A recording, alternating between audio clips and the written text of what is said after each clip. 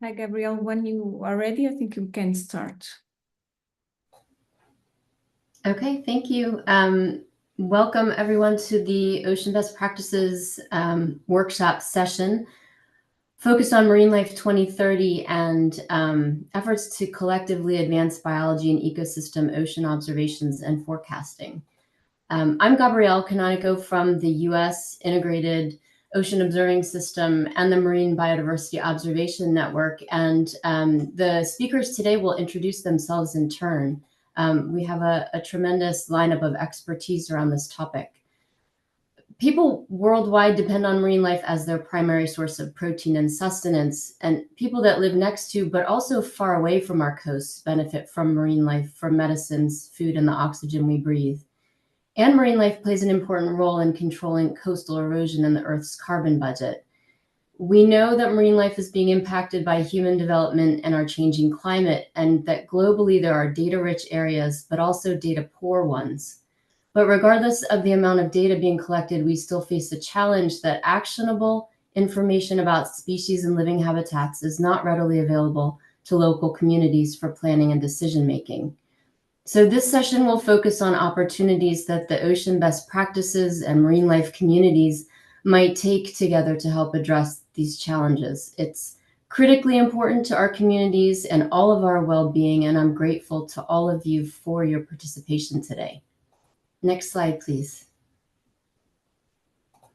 Some of you are familiar with MBON, the Marine Biodiversity Observation Network, which emerged following the census of marine life as government officials and researchers around the world saw the need to continue the work of the census and to build efforts towards systematic collection and sharing of marine life observations and data. A need for MBON was also clear as the global ocean observing system advanced coordination of physical and biogeochemical observations and began to consider a focus on biology and ecosystem observations.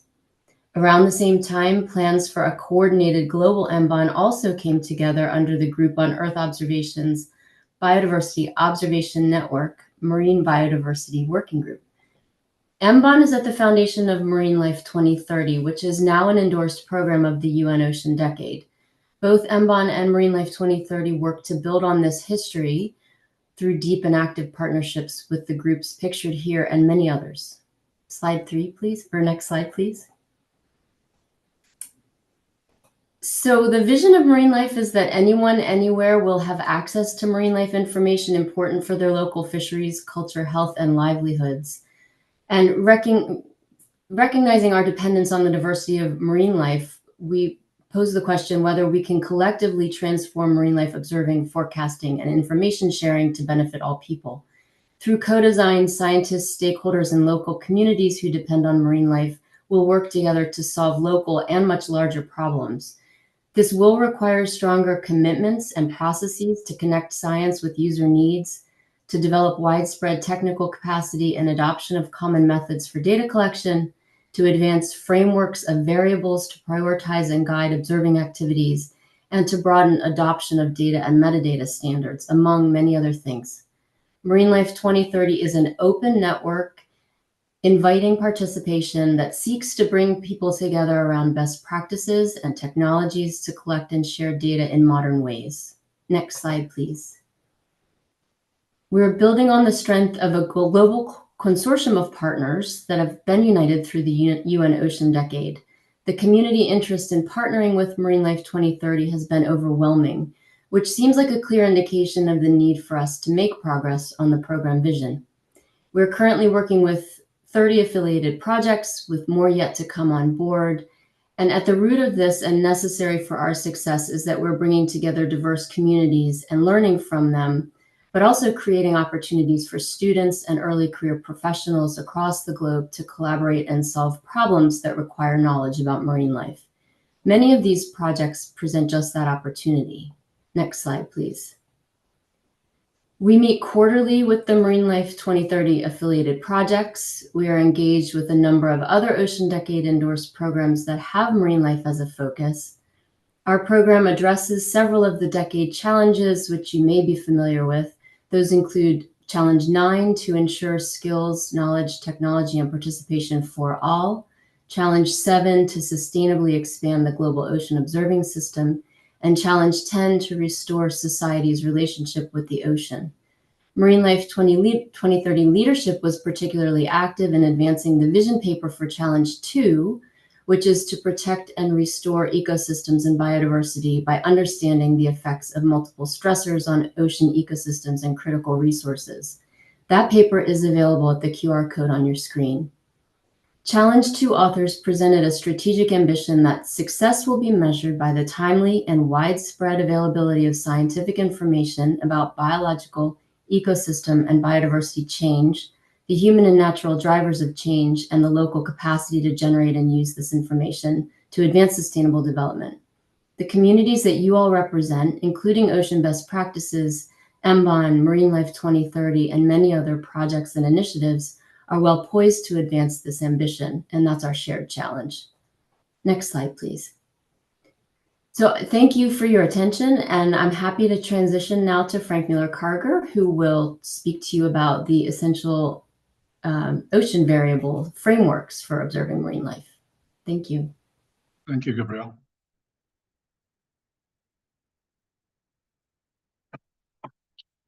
Let me know if you can see this. Yes. Okay, great. Thank you. And thanks everybody for being here today.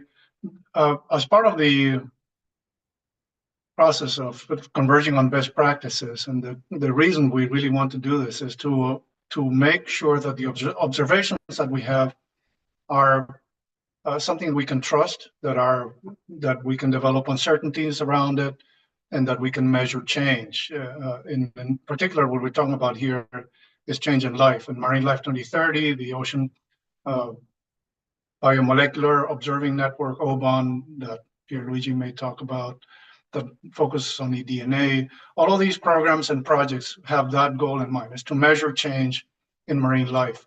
And we have invented these essential variable frameworks to try to get communities together about setting priorities on what it is that we can measure. But ultimately, the main and the most important thing that we can do is collect individual observations that we can then assemble into time series and maps to compare. So the idea of these maps and time series of maps that we have, one group called them essential biodiversity variables, because we have to look at all of the biological and ecosystem changes in a way that we can track over time and over space and multiple different dimensions of biodiversity. And so this is the kind of thing, the kind of data cube that we think an essential biodiversity variable may look like. And so there's been a question in the community about whether essential biodiversity variables are different from essential climate variables or different from essential ocean variables. But let me assure you, this is all the same. All you need to do to make these things is collect observations at an individual point, time, recorded with location and time and good metadata. And then if you do it over time, and then you do it in many different places, you can assemble these essential biodiversity variables or maps or whatever you want to call them. These are just names that I hope don't add to the confusion of everybody trying to develop their own essential variable. And the reason that we have had these different frameworks evolve is because they have been developed by different groups. For example, the essential ocean variables were developed under the UN framework, and the same thing for the essential climate variables with Global Climate Observing System and the Global Ocean Observing System. The essential biodiversity variables were developed under the Group on Earth Observations Biodiversity Observation Network, of which the MBON is a theme. And so we're now trying to make sure that people understand that this is really the same thing, as long as you collect good observations following best practices. All of these observations are needed because we want to develop indicators and measure change that is then of relevance to policy. All of these essential variable frameworks were explained early on by Lindstrom et al. As what we call the framework for ocean observing. And I'm not going to go into this here, but basically we have three that are relevant and connected. The one is the essential climate variable that is followed by the IPCC, the essential ocean variables, and then we assemble them into these biodiversity variables, which is how we want to track life. This complicated diagram only means that there's a set of requirements that are set for policy relevance and for business practices, for scientific purposes. These requirements are captured by the Global Ocean Observing System in the ocean, and then networks like MBON, and then the ones that came under the Ocean Decade, like OBON and Marine Life 2030 and others, help or aggregate the community to follow these best practices. And these observations are then produced, put out to databases like OBIS and GBIF and many others in a way that is standardized so that people can assemble the time series and other products. The Global Ocean Observing System is organized into these three discipline panels like physics, biogeochemistry, biology, and ecosystems. And they curate the essential ocean variables, which look like this. And I'm not going to go through that. There's a whole bunch of them that deal with biology and ecosystems, and they're expanding, and the names are also morphing and changing depending on the needs and the requirements of the community. But these try to capture the specific things that we need to measure that are relevant, for example, to the Kunming-Montreal Global Biodiversity Framework, and other frameworks like the climate assessment frameworks. This is, for example, one in the climate context. They've already absorbed some of the essential ocean variables, just exactly like they're called under the essential ocean variables. It's exactly the same variables, and it's exactly the same data. So going again, and I'm going to rehash this, the essential biodiversity variables that are developed under the GeoBond framework require the individual observations collected with best practices so that you can develop the time series to look at things like genetic composition changes or species populations changes, species traits, community composition, and ecosystem characteristics. This is an example that we published on how these things, the essential ocean variable and the essential biodiversity variables, may connect to each other. But again, they're based on the same fundamental observations, which is the purpose of building networks of communities, is to make sure that we all try to do the same thing in an intercomparable way. And I think I'm going to leave it there. And if there's any questions, please refer to these diagrams and to the concept that we need to follow best practices to develop time series that are comparable over time and between different places. Thank you. Thank you, Frank. We'll now transition to Ward Appletons from the Ocean Biodiversity Information System. And I think you're sharing your own slides. Yeah.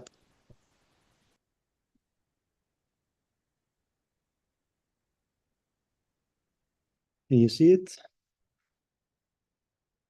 Yes. Working? Yeah. Okay. So I'll provide my presentation on the progress on aligning biodiversity data to standards. And I'm Ward Appletons. I'm the manager of OBIS, the Ocean Biodiversity Information System. Yeah. So OBIS has been mentioned already a few times in the previous presentation. So we support all this initiative in providing access to standardized, integrated, and quality-controlled data. I put a few numbers here on my slide to give you an idea. We are adding between 1 and 2 million species observations to OBIS per month at this moment, and we have data about 99 or about close to 100 countries. And I think being part of the UN, being part of UNESCO and IUC actually helps that data sharing among countries. And I think that's really important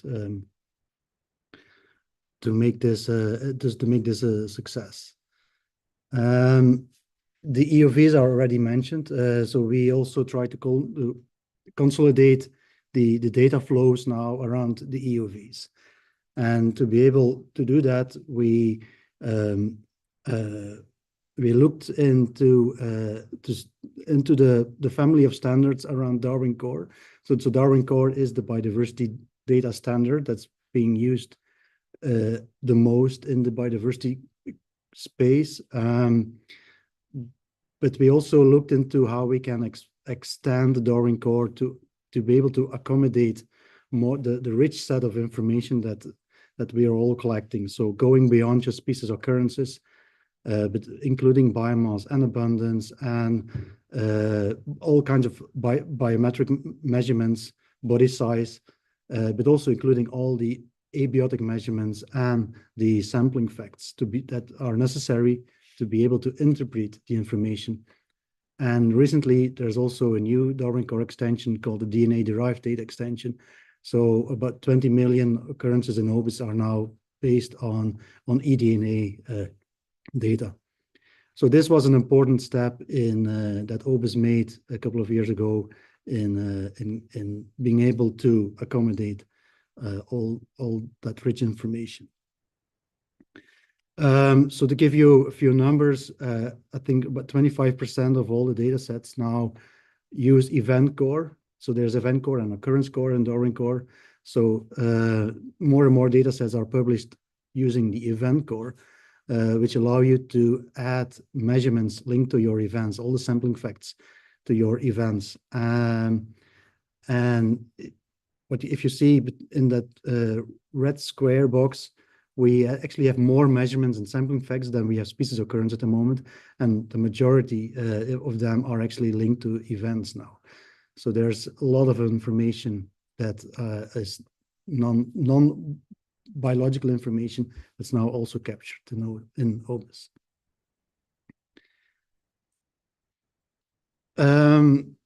We have spent the last couple of years a lot in developing training material and more guidelines, because a lot of, a recurrent response that we got from the community was like, we don't know how to publish to OBIS, we don't know how to use the standards, we don't know how to use the schema, etc. So there is now a comprehensive OBIS manual, and I'll put the link in the chat. In that manual, there are examples of data set formats for 7 of the EOV data groups. We have a self-paced OBIS training course and some YouTube videos.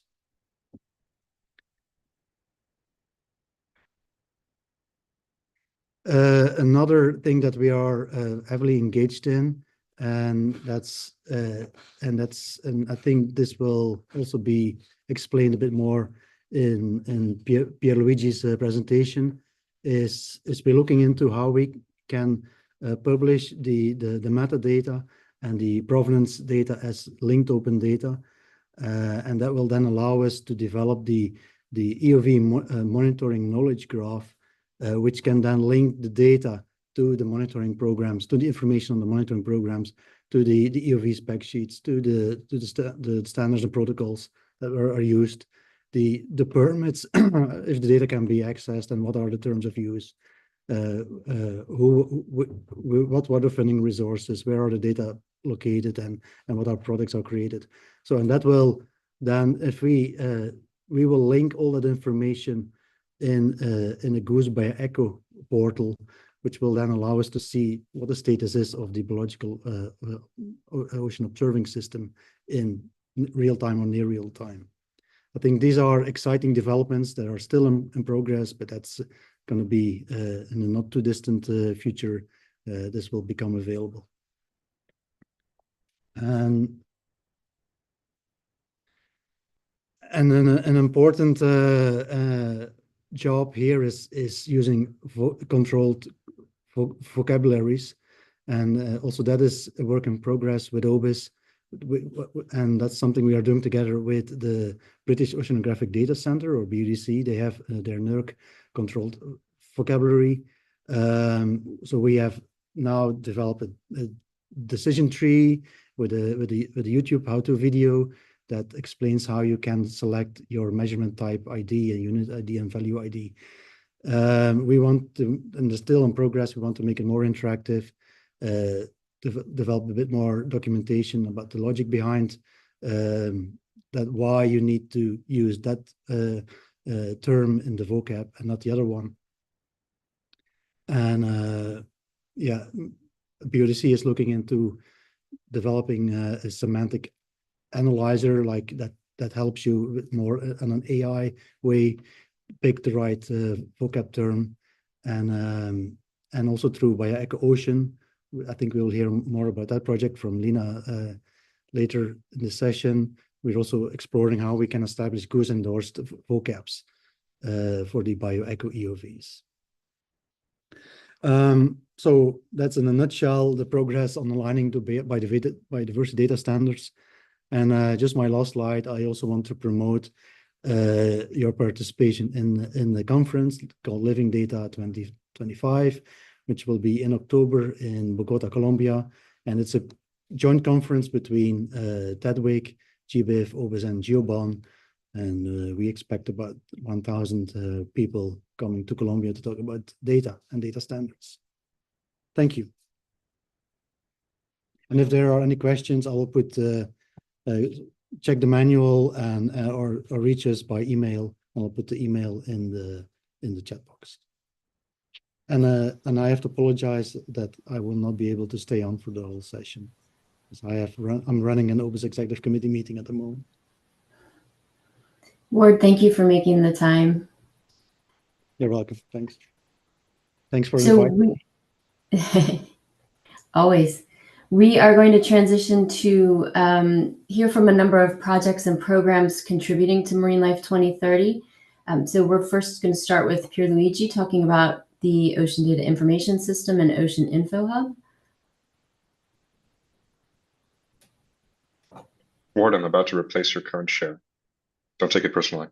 Oh, I thought it was. No, it's fine.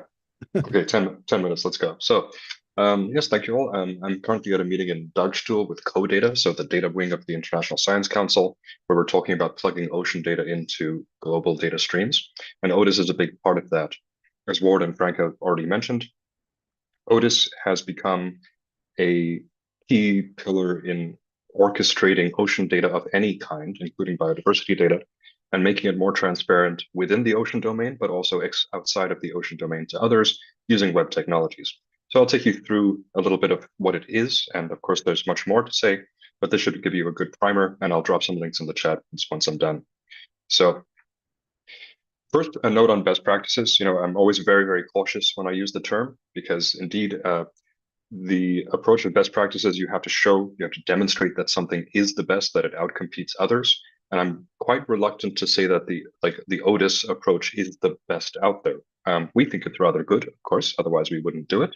But what we can say is that if one is implementing bridges to ODIS and using the ODIS architecture to interoperate with different systems around the world, you are in line with the Ocean Decade Data and Information Strategy and with its upcoming implementation plan, 2 documents that will help guide the global community in cleaning up our data flows across the ocean, including those biodiversity data. So very tersely, very briefly, the background of ODIS and Ocean Info Hub.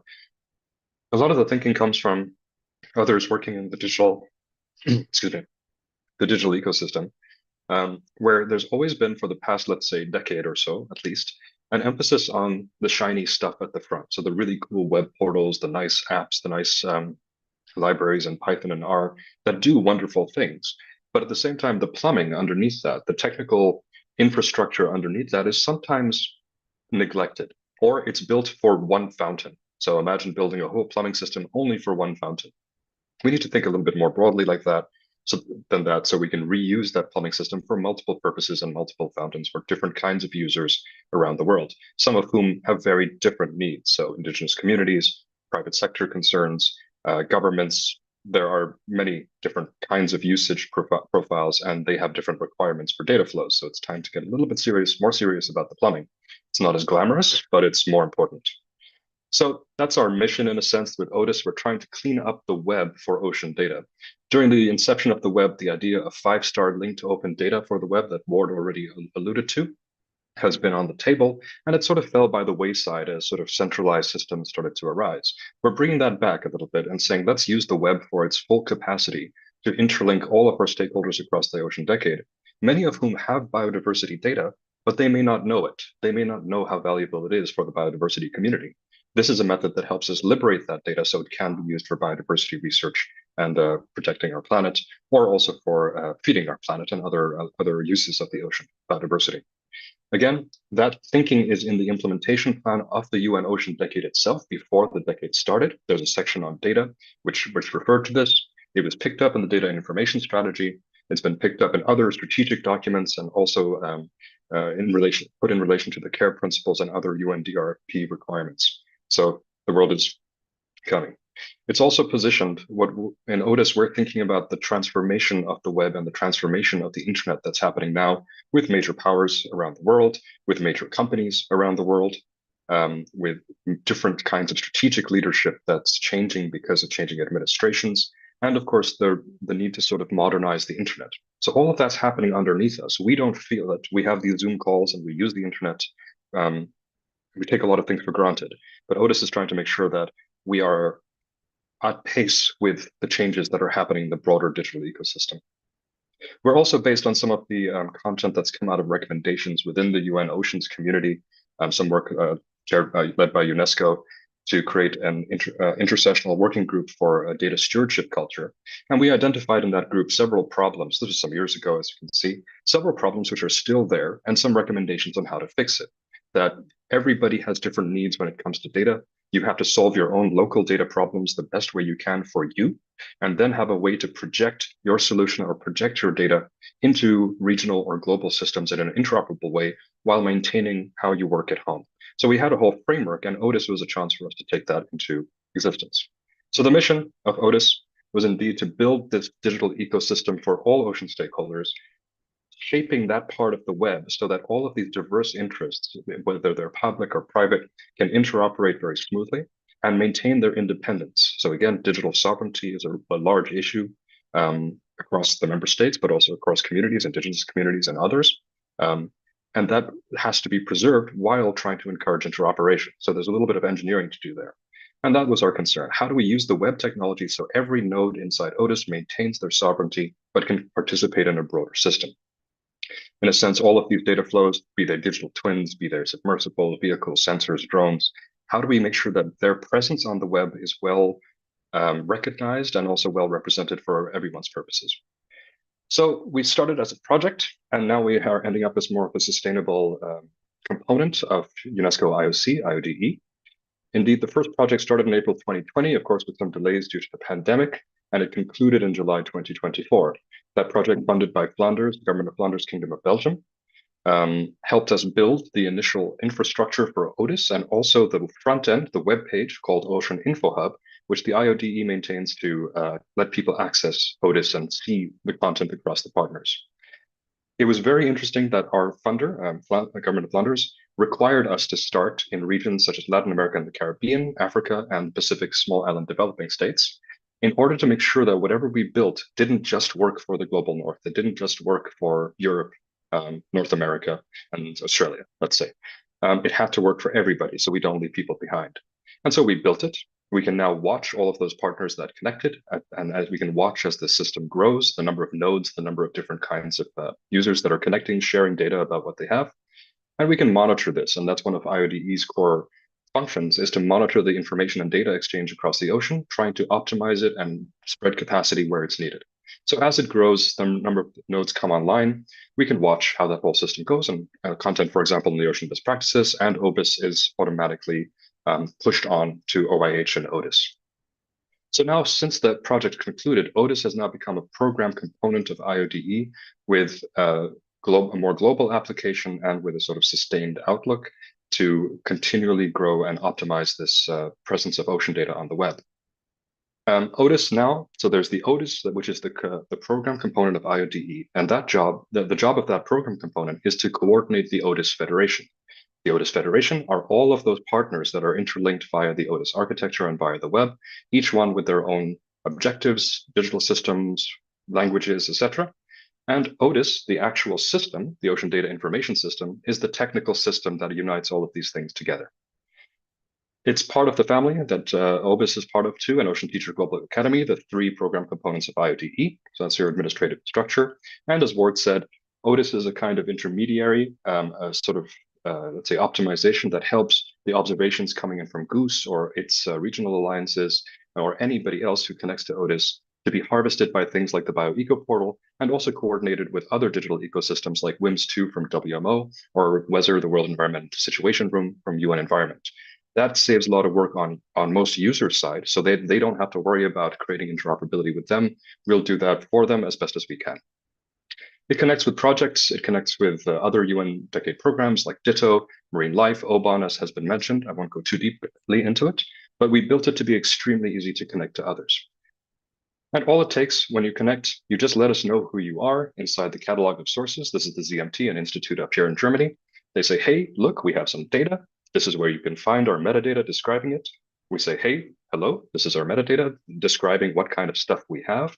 We pull that, represent it in a graph, and we stick it into the combined knowledge graph that is OTIS with all the partners, allowing us to do amazing things and discover things that nobody knew was there before.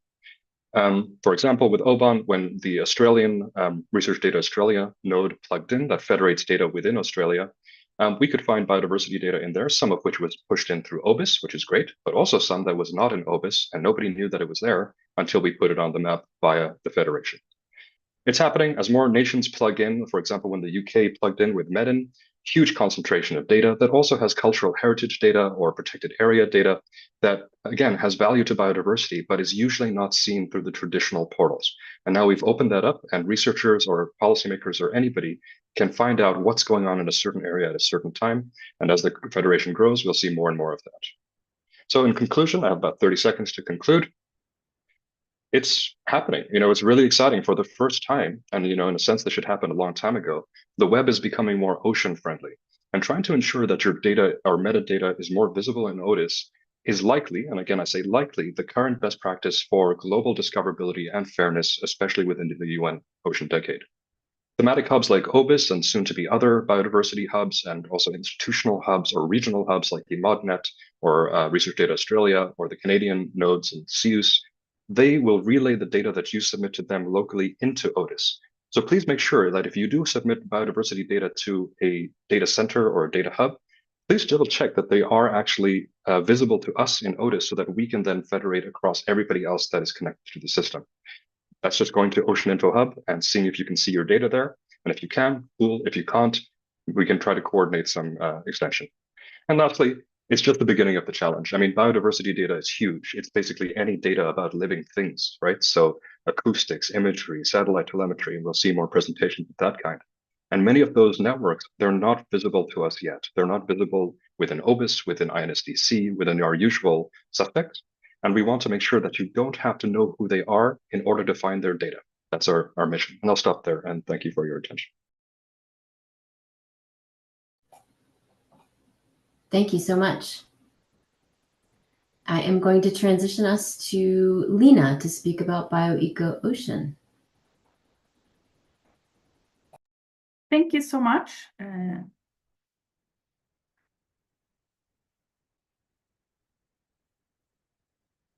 There. Can you see me? Yes. Excellent. Okay, so yes, my name is Lina Antwana Nordlund, and I'm the coordinator for the BioEco Ocean project. It's a Horizon Europe project funded by the European Union with the aim to enhance the biological and ecosystem ocean observing capacity to advance scientific understanding of the ocean. But today, I will focus on our co-creative journey to develop a blueprint for integrated ocean science. So one of the big questions is, how do we enable a more holistic, coordinated, and interoperable ocean observing system to advance our understanding of marine life? And one of the potential solutions could be more consistent communication and collaboration among stakeholders and sectors. And in the BioEco Ocean project, we are using co-creation. So that means that we are really working together with potential stakeholders from the very, very beginning. So we are just at the beginning of this project. So we have just started to develop this blueprint. Just 3 days ago, I had a workshop here in South Africa with people from around the world, bringing in information and ideas for the blueprint. So what is this blueprint? So the idea is that it's going to be a question-based support tool to really facilitate communication across the so-called ocean observing value chain, to enable us to think bigger and more holistic about ocean observing, support communication, especially across the sectors, and also identify where collaboration would be especially advantageous, as well as a tool to help you create future visions of how you would like to have a more integrated approaches when it comes to especially understanding marine life. So this blueprint will be launched on a digital platform in September 2027. So we have a couple of years to co-create this together. It will be interactive with downloadable resources for its practical implementation, but also host training materials on how to use it, and also have supporting resources that can sort of point you into to different sources, case studies, or for example, to the Ocean Best Practice system. So the project has a couple of key objectives that are also feeding into the blueprint, and it's really about enhancing the operational global observing and forecasting systems by prioritizing capacity building for diverse stakeholders, and that is also in collaboration with OBPS and the Ocean Teacher Global Academy. Another part is that we want to accelerate and improve the implementation and usage of the essential ocean variables for biology and ecosystems, and especially towards progress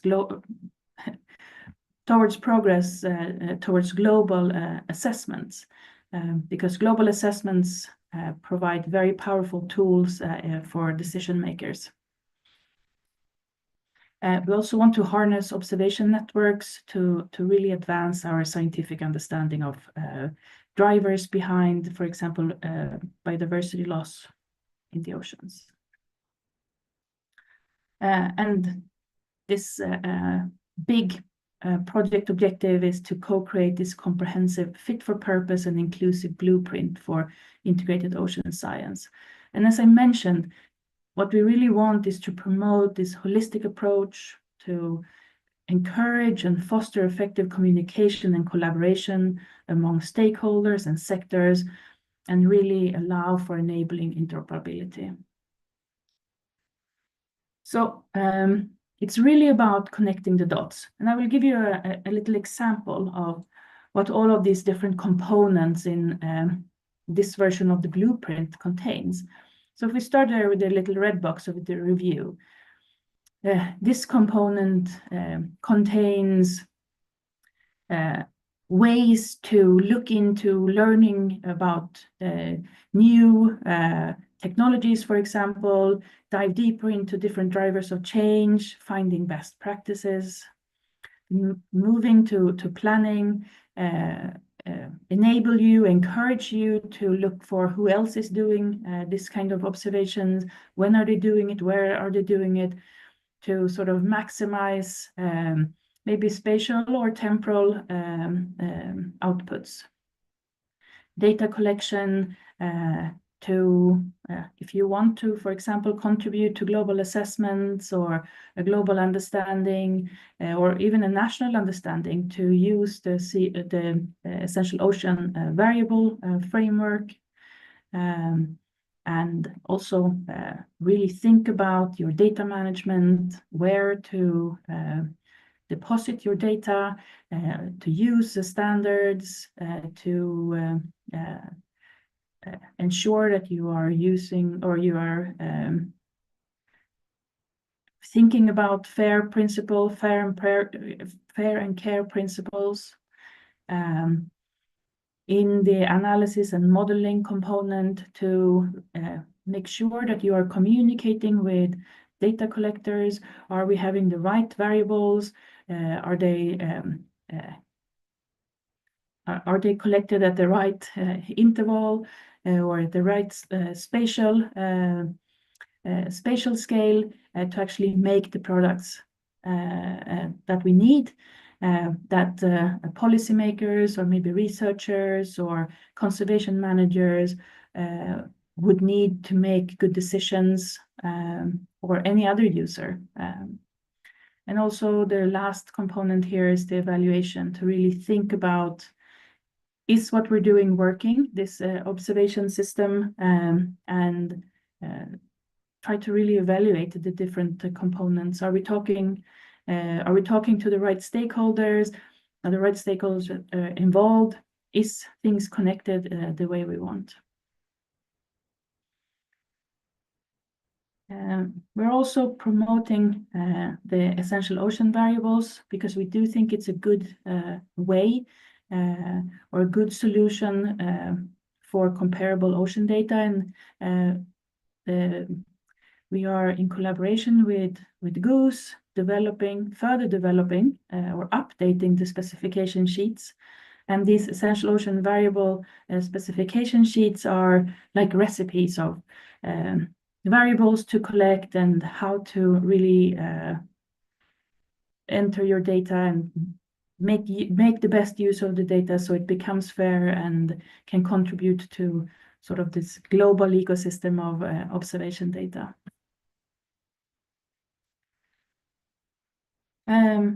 So in the project, we will test and work with the biological and ecosystem essential ocean variables.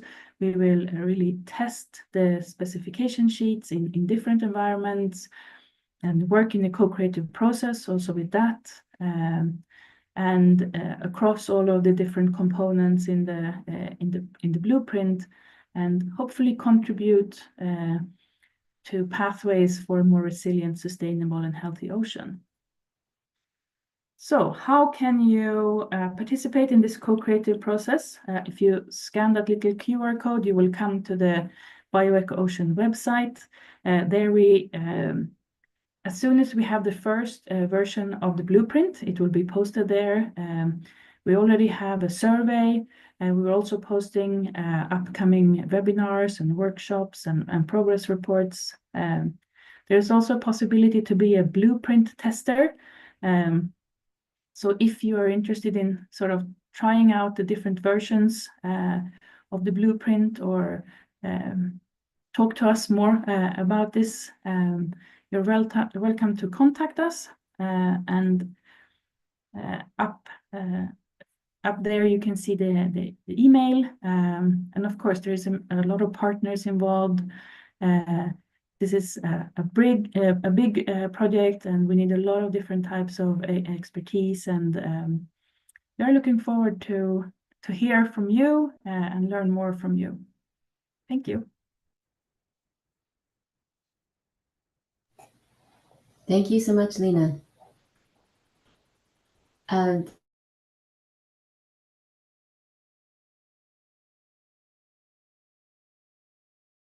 Presentation, I'll transition to observations from Marco Polo project. So over to you, Nick. Thank you very much. I'll see if I can share my screen successfully like my colleagues. So hopefully you can see my screen properly. See your speaker notes. Thank you, Lina.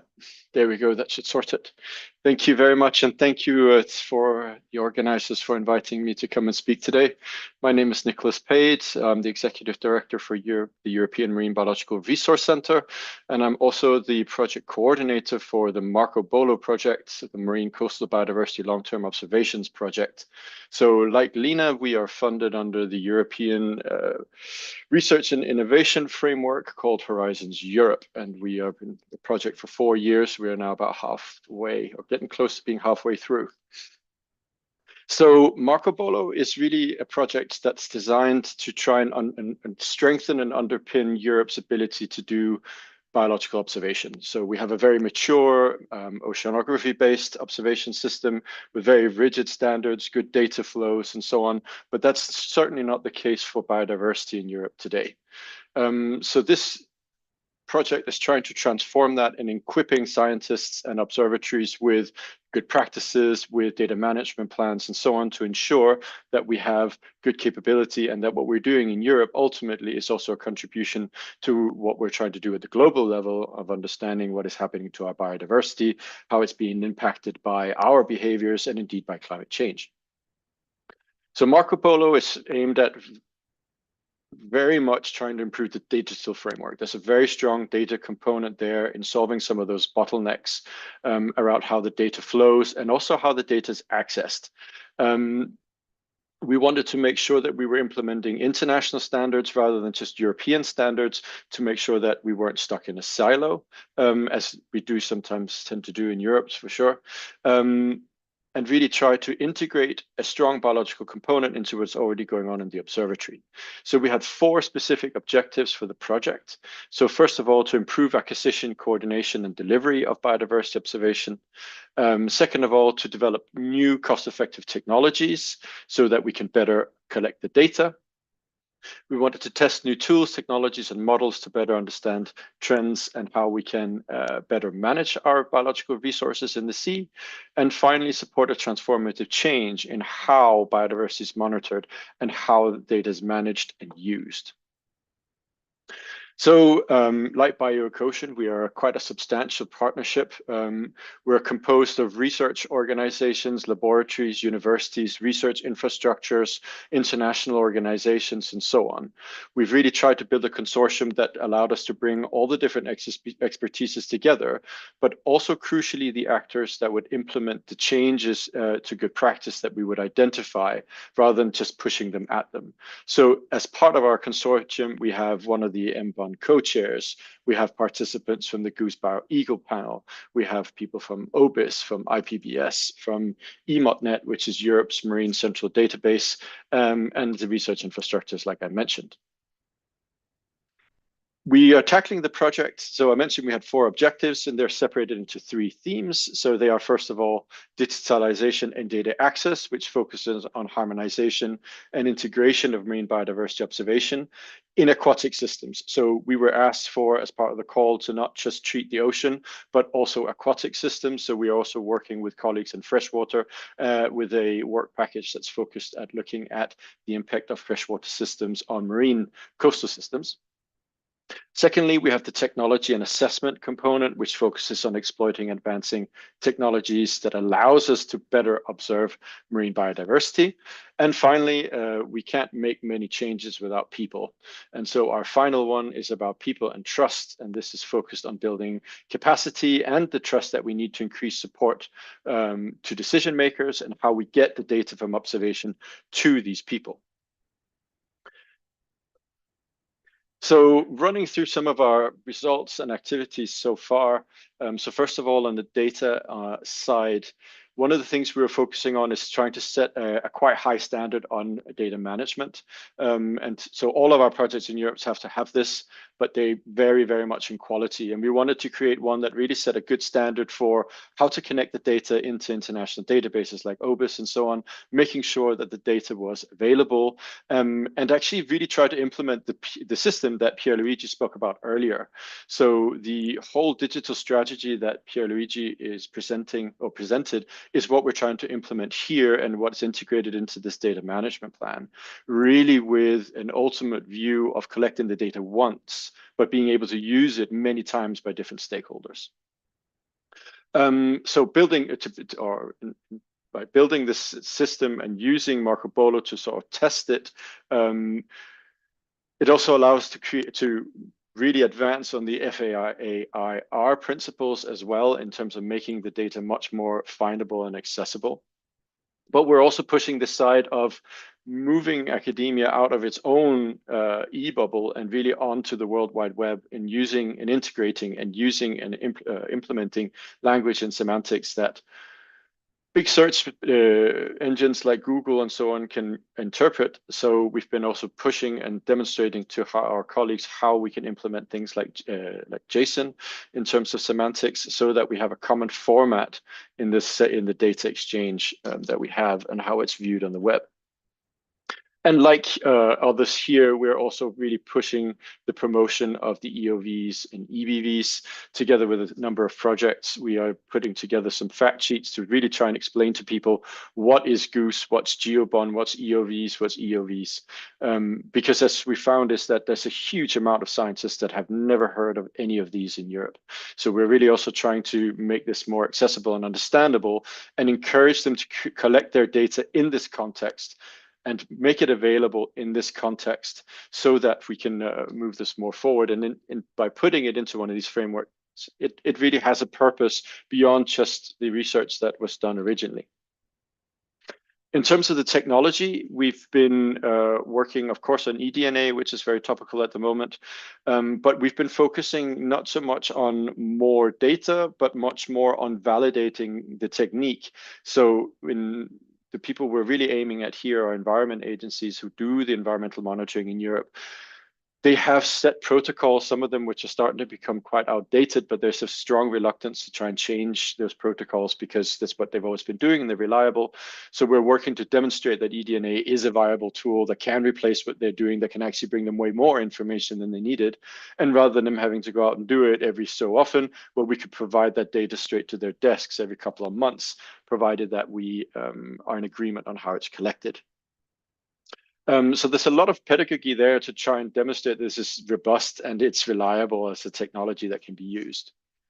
We've also been working on new methods for mapping seafloor, so using ROVs with multiple cameras, and we now have a lot of software that can stitch all these together, so we can create quite large maps of seafloor habitats for biodiversity assessment in a quite fast manner. And it's also supported by AI tools that will pick out and identify the most common species that are available on the reef, for example. We then have also been working on enriching remote sensing data with eDNA so that we can really show that where some of the wavelength data showing different communities present, we can, with the eDNA, add a lot more detail to that. There's also things like habitat suitability modeling and so on that's going on, but these are the things that are the most advanced at this point. So I do actually have that slide. I thought I'd taken it out. But yeah, indeed, as I said, we have the habitat suitability modeling. We're also looking at causal relationships, looking at early warning indicators for biodiversity change that we can give to decision makers. And finally, also mapping invasive species and potential high-risk areas of stepping stones for them. So there's a lot of practical tools in there as well.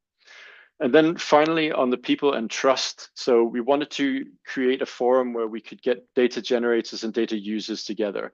First of all, because we were quite shocked about how little of this data is used outside of science. And we wanted to make sure that we could make it available, but also because we have, for over 10 years in Europe, been developing new tools and systems to collect information, and none of them are used. So the uptake is very poor. And so we wanted to have the discussion directly with our stakeholders about what they wanted and whether the tools we developed were fit for purpose. So we created a community of practice that's been running for about a year and a half now, and we've had some really nice discussion there. We've also been able to discuss some of the work going on for a new biodiversity observation coordination center that's being built in Europe, and pushing to integrate the marine component much better there, building around EOVs and not just EBVs. We also, through this forum, did some stakeholder profiling and managed to identify quite a lot of bottlenecks that we are now preparing recommendations for solving in terms of how we can access the data and making a lot of the data, for example, from environmental assessments available, because currently it's stuck in national regional databases that aren't discoverable by systems like the Ocean Info Hub, which was shown earlier.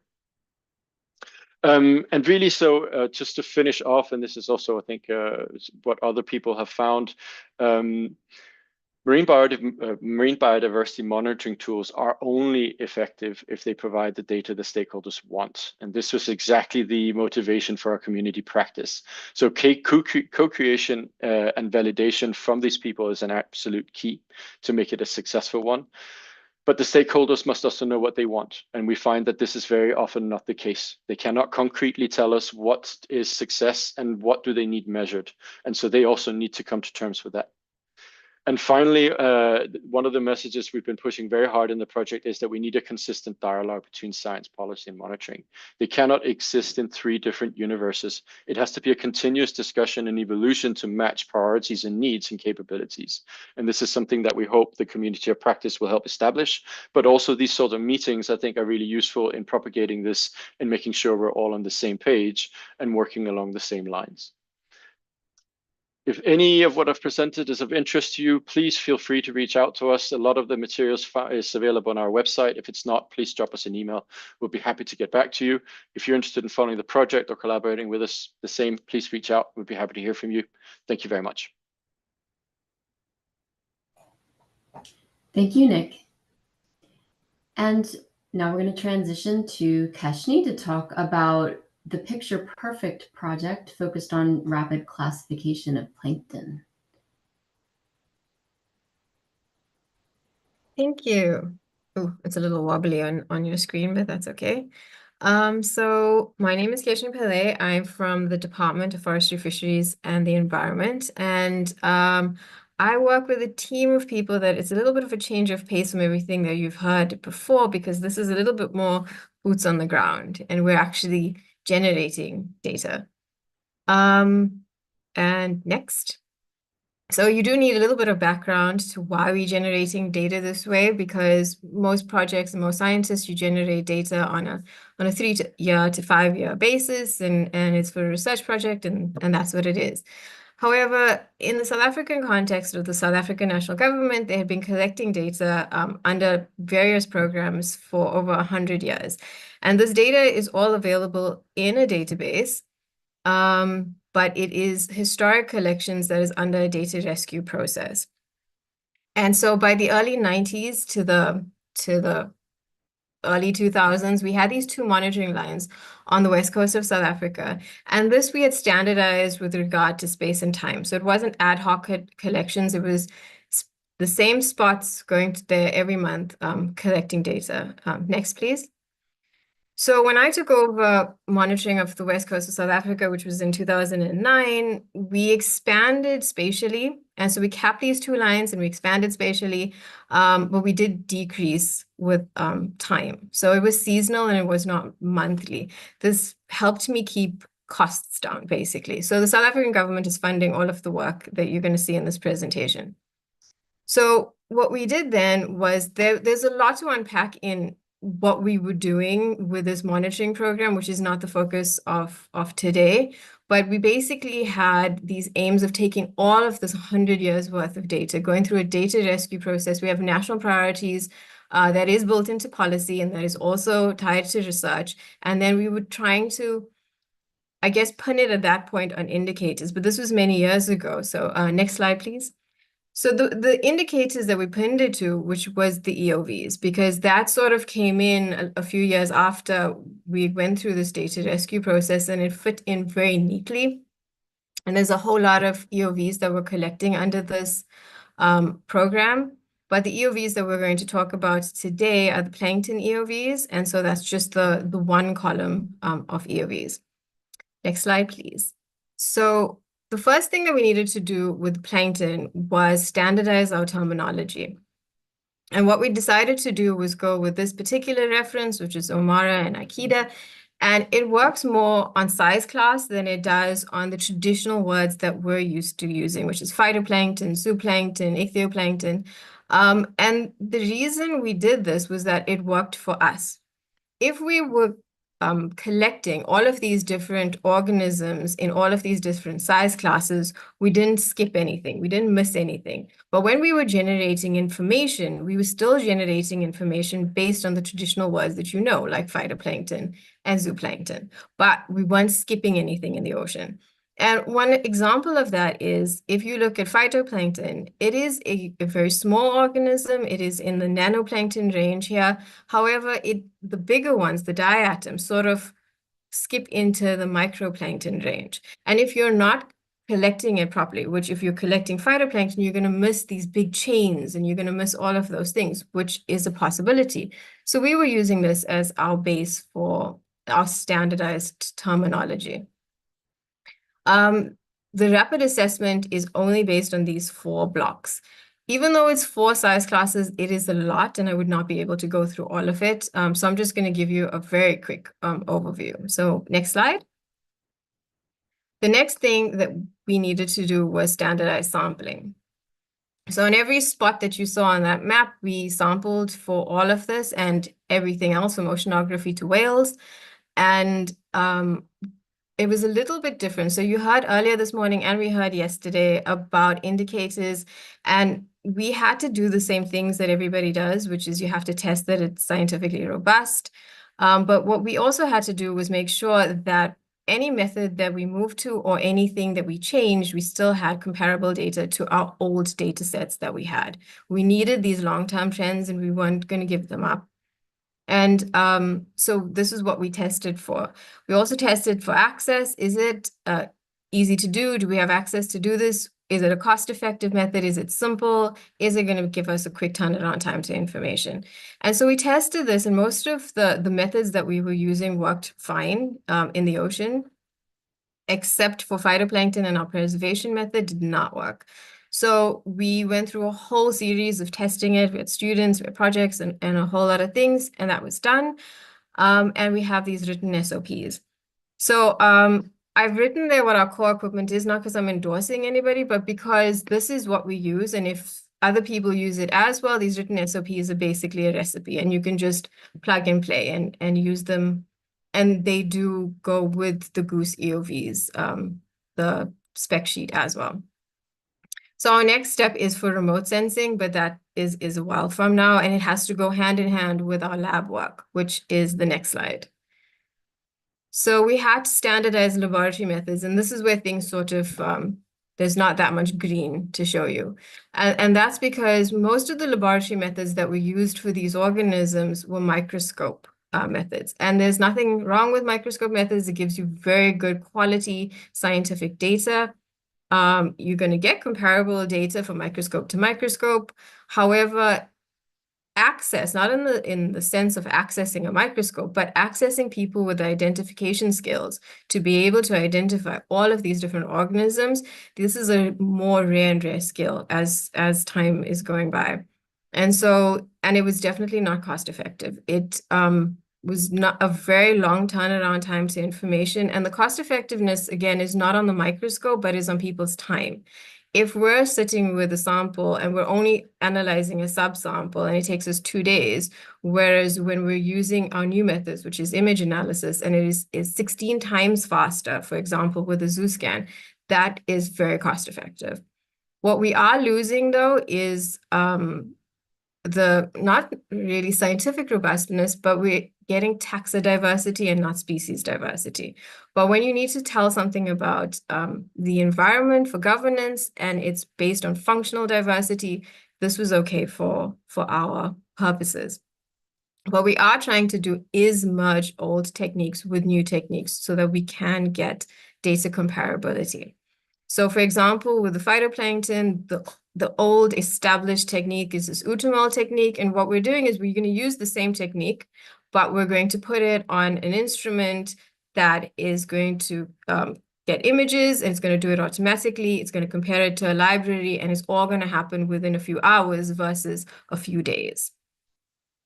These libraries also would be available. Next slide, please.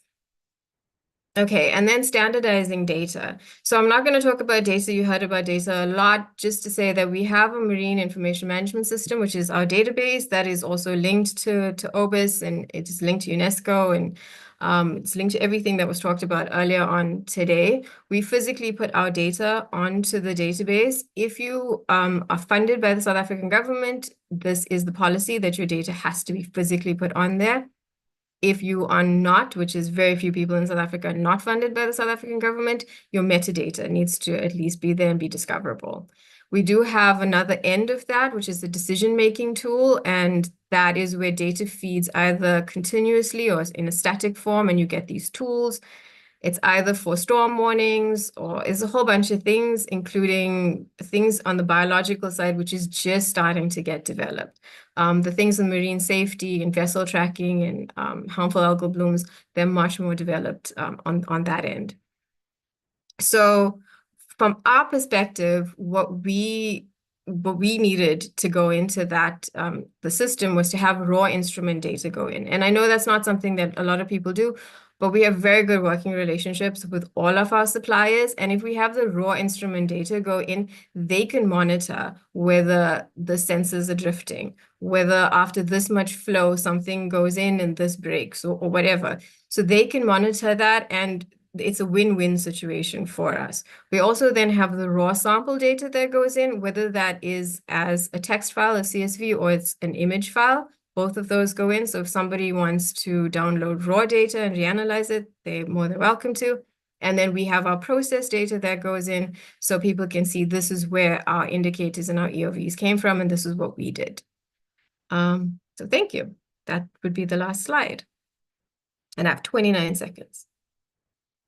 Thank you. Perfect. All right. So that concludes the series of presentations for today's session. We have some time now for questions and answers. I've seen there's a pretty active chat where resources are being shared.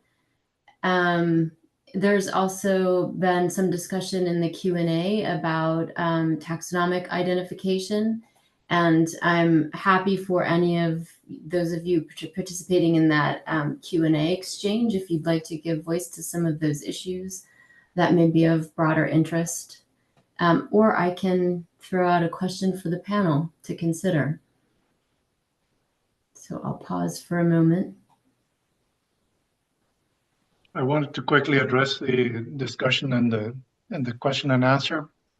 And I, by mistake, clicked on answering live, so I lost the track for the typed answers. But I think that there's a danger of falling and getting all wrapped around the axle on EOVs and EBVs and all that.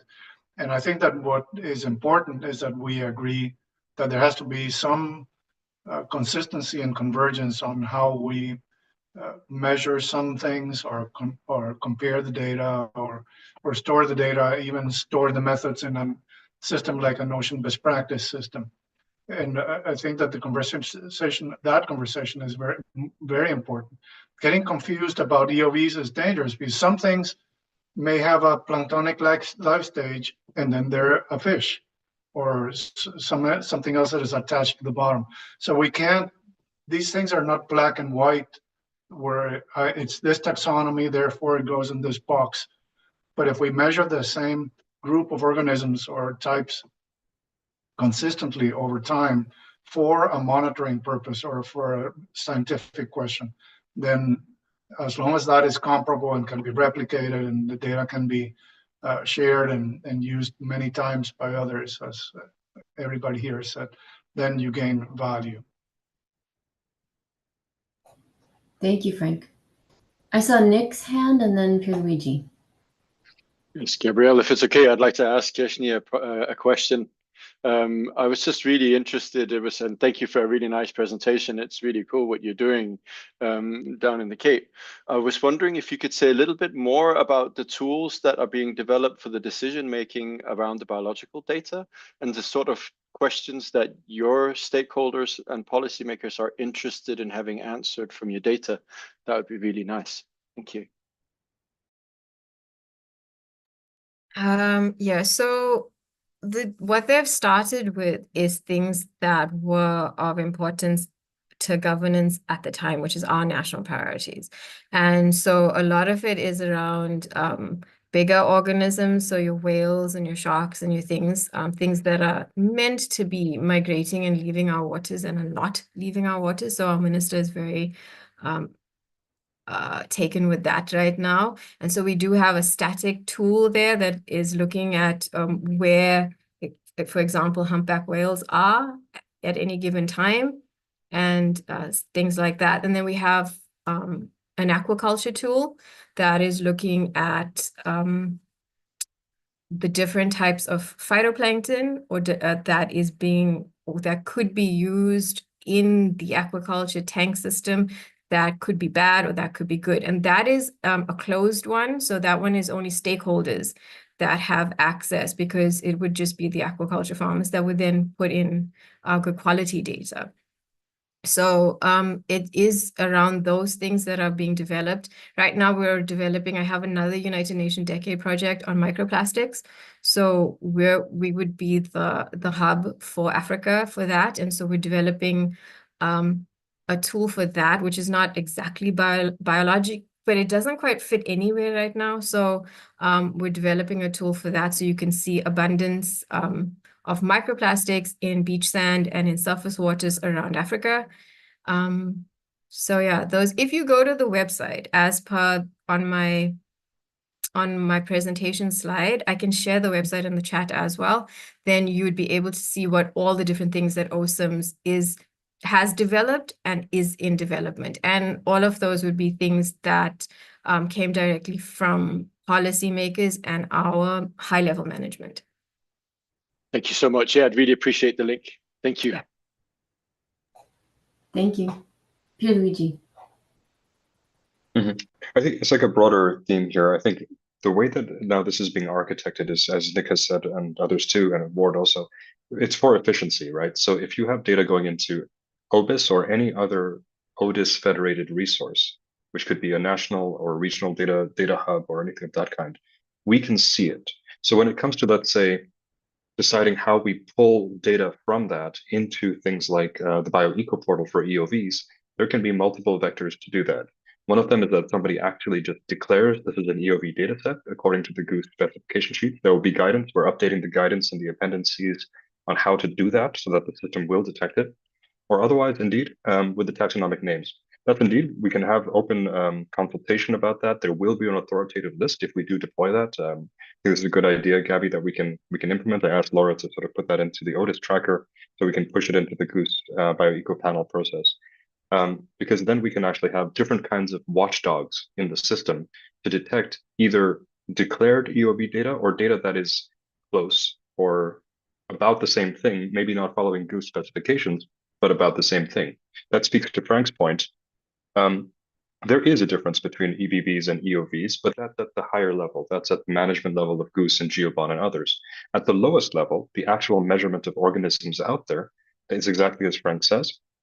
The people and places that are measuring these organisms and their biodiversity, they know how to do it really well. And that's the kind of information we're trying to federate. We're not trying to like ignore information that is provided by a certain nation or community simply because it doesn't fit into the GOOS specification. There will be different ways of treating that information, but we don't want to miss it. And that's why the sort of pluralistic approach that ODIS has is quite important. To Louisa's question in the chat, it's a shame that Ward isn't here. Ward can speak to this more, but there is work inside IOC, IODE to tune the system that we built to be able to deal with the biodiversity beyond national jurisdiction.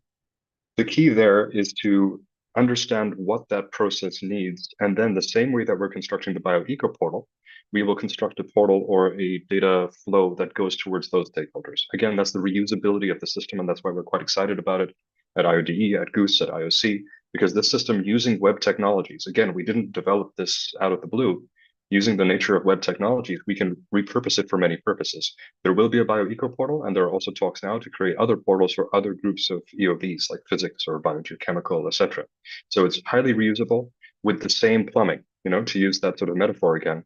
It's the same plumbing. We don't have to reinvent a new data structure every time we deal with these sort of things.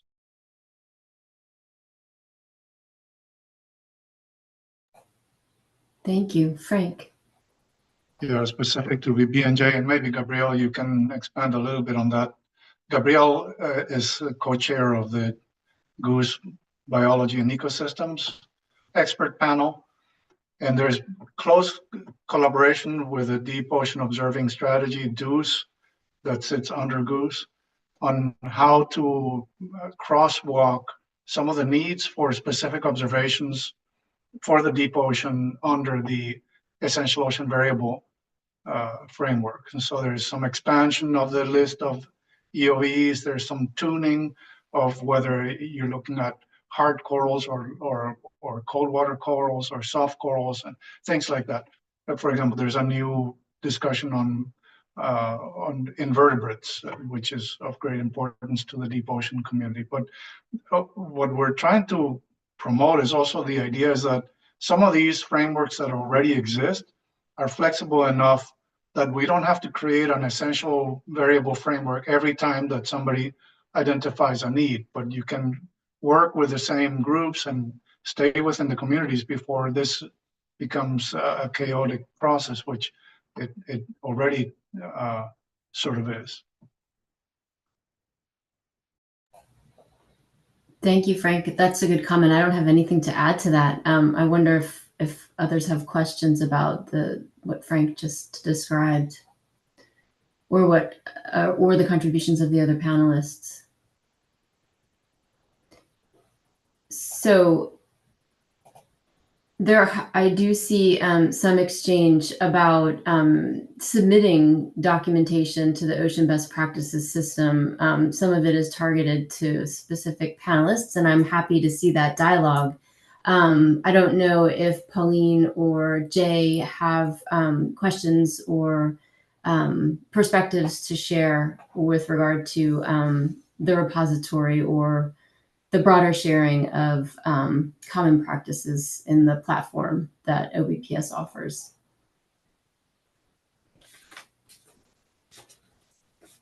If not, that's okay. And I think we've captured all of the questions in the chat and in the Q&A. So I'm happy to pose just some general questions to the panel if you'd like. Oh wait, I see Pierluigi raising a hand. No, it's just a thought, following up on that the South Africa example.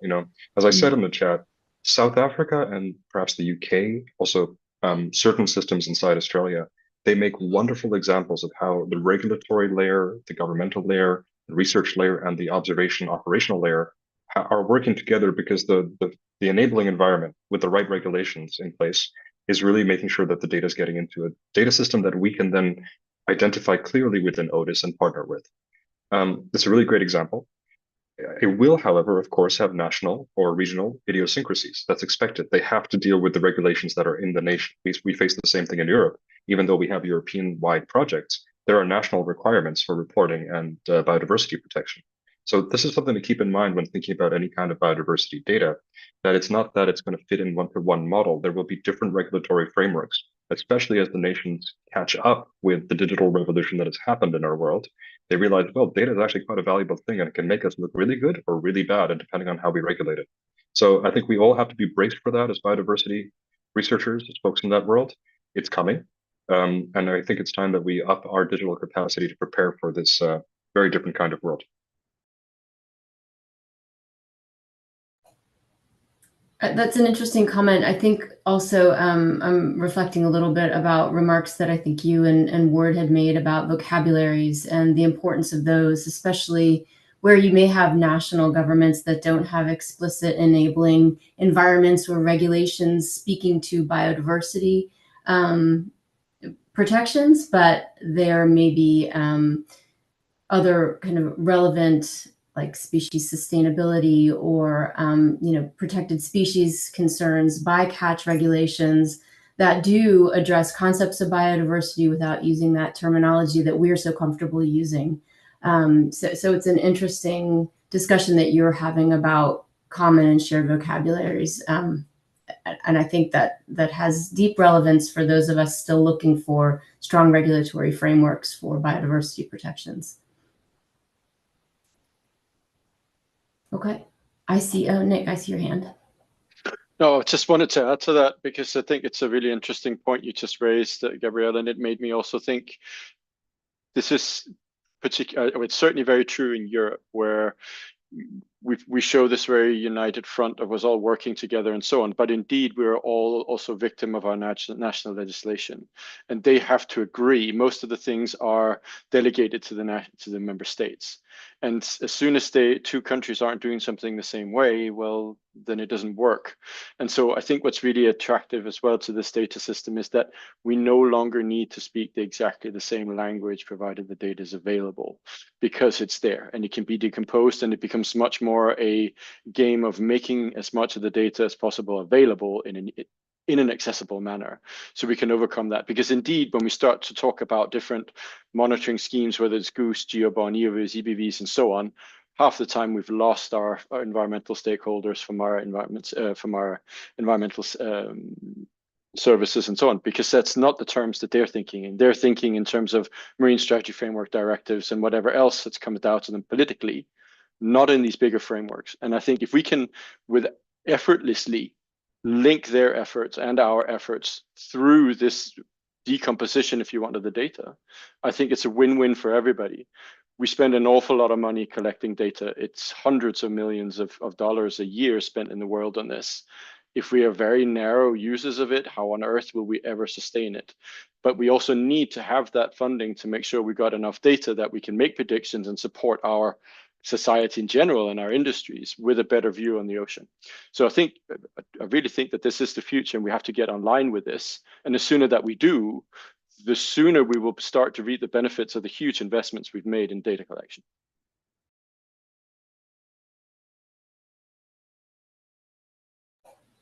Are there reflections from other panelists on that theme? To just really confirm it, and we had last week a corporate data meeting for ocean interests, coordinated by Hub Ocean or so. And there will be a lot of data coming in from wind farm installations and other infrastructure in the ocean. And they'll be gathering a lot of biodiversity data, but they won't necessarily be pushing it to places like OBIS. Well, not yet, not all of them. Some of them, yes. They will be keeping it in national archives or whatever their contractual requirements need them to do. But because it will probably be web compatible, they're much more willing to make sure that it's federated through OTIS so that we can ease them into the ecosystem that we're used to, a digital ecosystem that we're used to.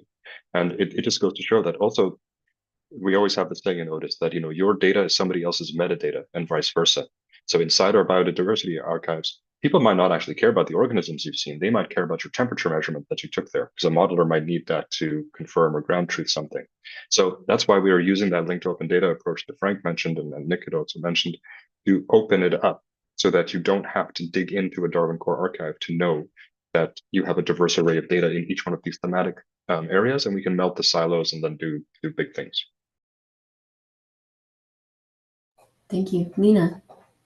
I just, both what Luigi has said and Ward said, there's so much happening now on this data component.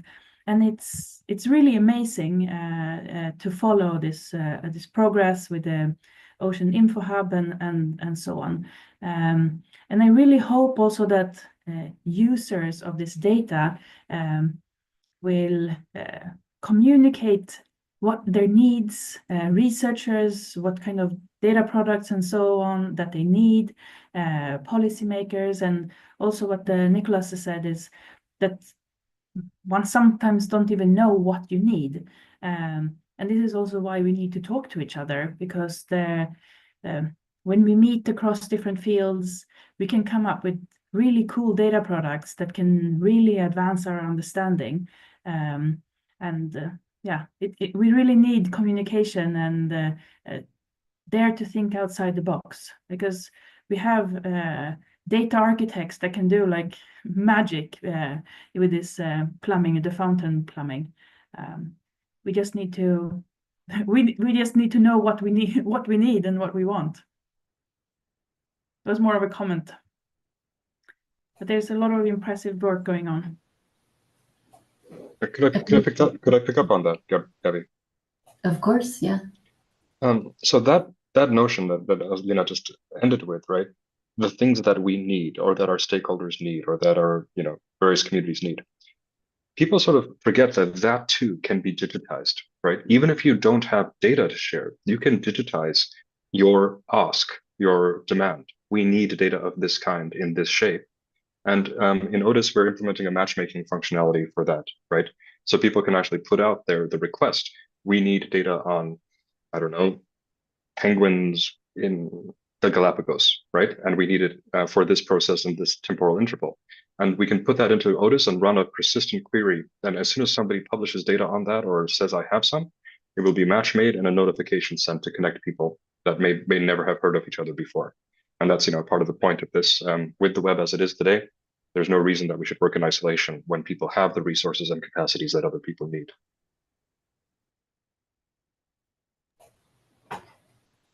Thank you. I think I might suggest that we close on these thoughts. I think there's certainly a lot to take away from this discussion. I do see, Jay, you have your hand up, so maybe you'll have a closing idea. Go ahead. Yeah, thank you very much. Can you hear me okay? Yes. Okay, great. I think all of what we've heard, be it for the data and Otis, the vocabularies BODC is doing, it's really the foundation of what you want. But if you're going to move to a point where people who are non-specialists want to use the data and trust the data, you have to understand what the data is and the methods used to collect it. And we're working now with the European EDMODnet to introduce the idea of you put your data in, but also your methods. The challenge that you have here, and as Pierluigi said, is what's best. And so recently we published a paper in Frontiers in Marine Science defining what's good, what's better, or best data.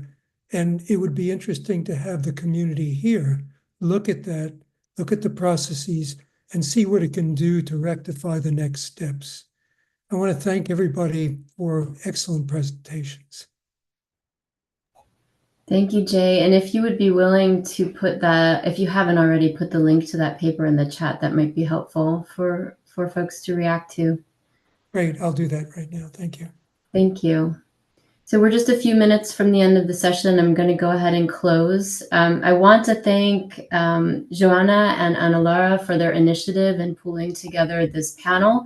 And I want to thank all of the speakers today because I think you gave us a lot to consider and to chew on and to dialogue about even after we close the session today. So thank you to Ocean Best Practices System workshop organizers for giving us this platform and opportunity. And I look forward to continuing this work with all of you and with new partners who hopefully joined us today. So with that, I will close and thank you again. Next time. Thank you very much. All the best. Very Bye, much. everybody. See you. Thank you, everybody. Ciao, ciao. Bye. Bye. Thank you for your time.